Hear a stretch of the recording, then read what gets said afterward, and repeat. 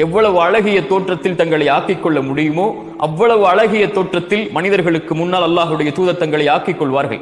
ஆடை அலங்கரிப்பதை அல்லாஹுடைய தூதர் ஒருபோதும் விளக்கியதில்லை தன்னை நபி என்பதால்.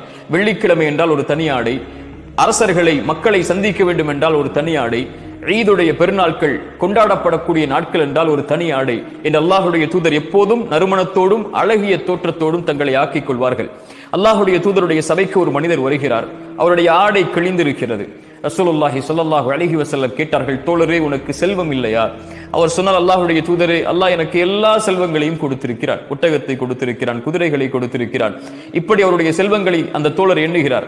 அல்லாஹுடைய தூதர் ஸல்லல்லாஹு அலைஹி வஸல்லம் சொன்னார்கள், தோழரே, அல்லாஹ் உனக்கு செல்வத்தை கொடுத்திருந்தால் அவனுடைய அருளை உங்களுடைய தோற்றம் வாயிலாக நீங்கள் வெளிப்படுத்த வேண்டாமா? சுப்ஹானல்லாஹ். அல்லாஹ் உங்களுக்கு ஒரு அருட்கொடையை கொடுத்திருந்தால் செல்வத்தில், ஆடையில், அல்லாஹ் உங்களுக்கு இந்த உலக விஷயத்தில் பயன்படுத்தக்கூடிய விஷயங்களில் அதை வெளிப்படுத்துங்கள் கண்ணியத்தோடு தோழரே என்று அல்லாஹுடைய தூதர் ஸல்லல்லாஹு அலைஹி வஸல்லம் சொன்னார்கள். அல்லாஹ்வுடைய தூதர் மேலும் சொன்னார்கள், அல்லாஹ் நேசிக்கிறான், அல்லாஹ் விரும்புகிறான் அல்லாஹுடைய அருட்கொடைகளை வெளிப்படுத்தக்கூடிய மக்களை. வ அம்மா பிநிஅமதி ரப்பிக ஃபஹத்திஸ். குர்ஆன் சொல்கிறது, அல்லாஹுடைய அருட்கொடைகளை வெளிப்படுத்துங்கள், அல்லாஹுடைய அருட்கொடைகளை பேசுங்கள். அத்தஹத்துஸு பிநிஅமத்தில்லாஹி ஷுக்ர்.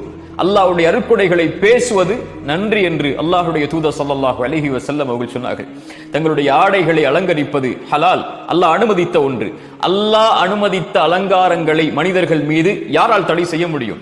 ஒருவர் தன்னுடைய ஆடையை அலங்கரித்துக் கொள்வதோ, தன்னுடைய செருப்பை அலங்கரித்துக் கொள்வதோ, தன்னுடைய வாகனத்தை அலங்கரித்துக் கொள்வதோ, தன்னுடைய வீட்டை அலங்கரித்துக் கொள்வதோ இஸ்ராஃப் இல்லாமல், வீண் விரயம் இல்லாமல், கண்ணியமான முறையில் நன்றி செலுத்தக்கூடிய தன்மையில் செய்தால் அல்லாஹ் ரப்புல் ஆலமீன் அவரை நேசிக்கிறார்.